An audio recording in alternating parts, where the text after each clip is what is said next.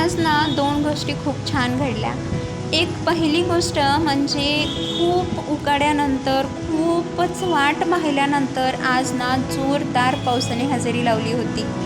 आणि दुसरी गोष्ट म्हणजे मला ना खूप छान सरप्राईज मिळालेलं आहे. ते काय सरप्राईज आहे, यांनी मला काय गिफ्ट दिलेलं आहे, हे पाहण्यासाठी व्हिडिओ शेवटपर्यंत बघा.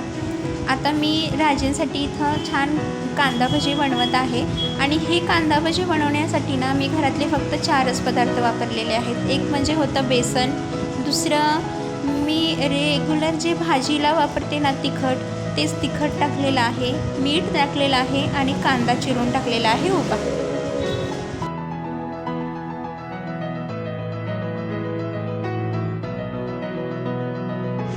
गरम आणि खुसखुशीत अशी छान कांदा भजी पाऊस पडल्यानंतरची तर पहिलीच फर्माईश असते आणि पाऊस पडला म्हणलं की कांदा भजी असलीच पाहिजेत.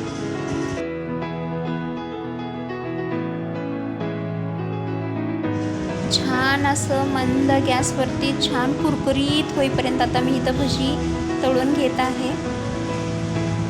आणि राजेंना हे सरप्राईजच होतं, कारण त्यांनी येण्याआधीच ना हा प्लॅन केलेला होता. त्यांना माहीतच नव्हतं की आज घरी मी हे कांदा भजी बनवणार आहे.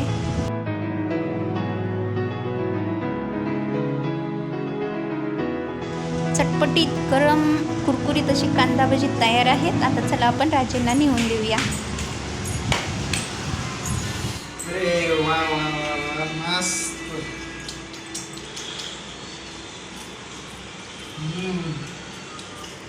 एकदम बढ़िया टेस्ट आहे. छान झालेत ना? आणि भाज्याबद्दल हे काय काय ज्वेलर्स दिसते काहीतरी. बाबा बघते थांबा.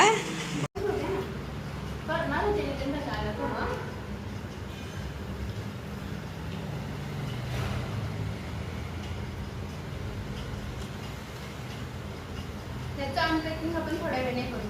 आणि गरम गरम बाजारचा आस्वाद घ्यायचा.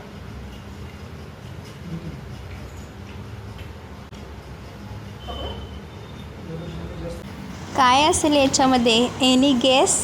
तुम्हाला ओळखायला आलं असेल तर कमेंट करा बरं.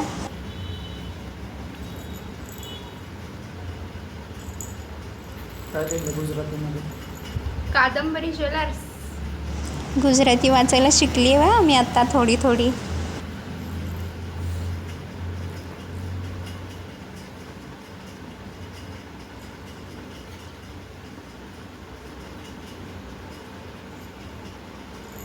दिसतंय ना? अरे निघ ना. निघत नाही.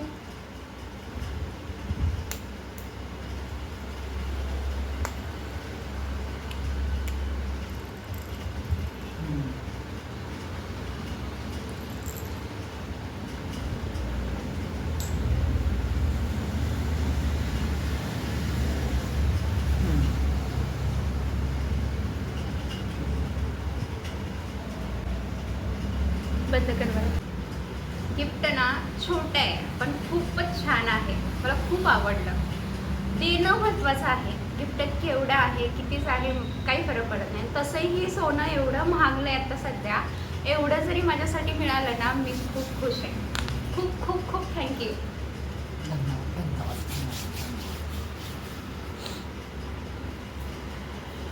हॅपी. बंद करो.